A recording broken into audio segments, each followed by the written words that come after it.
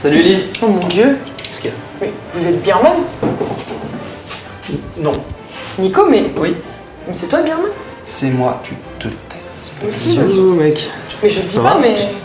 Ça va Kevin? ça fait des mois, qu'est-ce que tu dis pas? Non, Ah là là mec, au moins 2 mois qu'on s'est pas vu. Ouais, il était parti faire un sujet vachement intéressant sur Birman. Non. Sur les origines de la bière. Hello tout le monde. Mais on l'a pas déjà fait les origines de la bière? Oui, on l'a déjà fait, ouais. Mais là c'est comme la question de l'œuf ou de la poule. Tu t'es jamais demandé si c'était d'abord la poule ou d'abord l'œuf? Non, pas tous les jours, non. Bah aujourd'hui on va se la poser la question. Qu'est-ce qui arrivait le premier, la bière ou le pain? Quoi? Le pain ou la bière? Mais vous préférez pas faire un sujet sur... Birman. Mais pourquoi tu dis ça?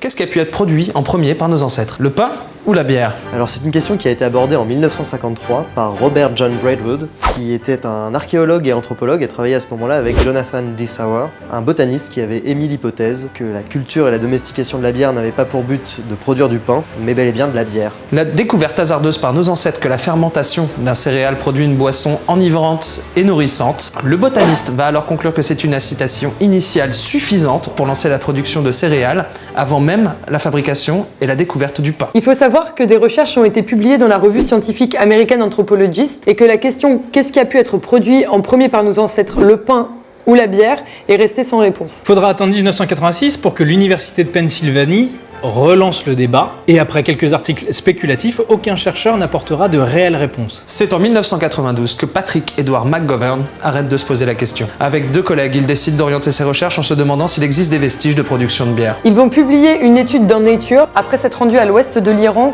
dans le croissant fertile, sur les plateaux du mont Zagros, où ils se sont rendus compte en fait, qu'il y avait des traces jaunes dans les fragments de jarres. Les analyses chimiques sont formelles, les jarres contiennent de l'oxalate. De l'oxalate de calcium, plus exactement. Professeur Chan! Mais à qui vous parlez? L'oxalate de calcium est observé quand la bière fermente. Il se dépose avec les levures dans le fond des cuves normalement, une fois que la fermentation primaire ait été effectuée lors du brassage. Ces vestiges de bière découverts par McGovern datent de 5000 avant Jésus-Christ, ce qui concorde avec l'apparition de l'écriture en Mésopotamie.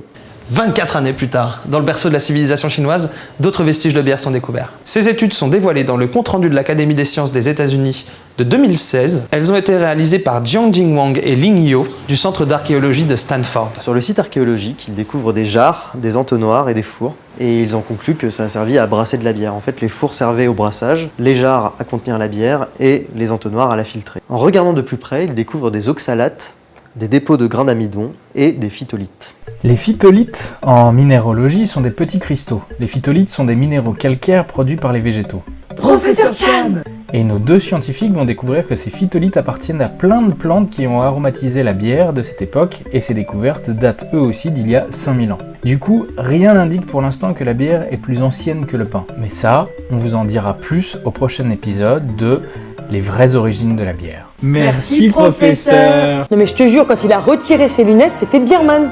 N'importe quoi, Elise. Non mais je te jure! Ouais, et moi, genre, si je mets des lunettes, demain on dirait Clark Kent, quoi. Mec t'as pas vu Rusty? C'est laquelle celle-ci? J'ai plus de mal avec Mickey parce qu'ils changent leur recette. Oui, ça vient, c'est ça. On a un goût de chocolat. Mais apparemment, ils les font plus brasser. Génial. C'est stop. Non mais elle est bonne.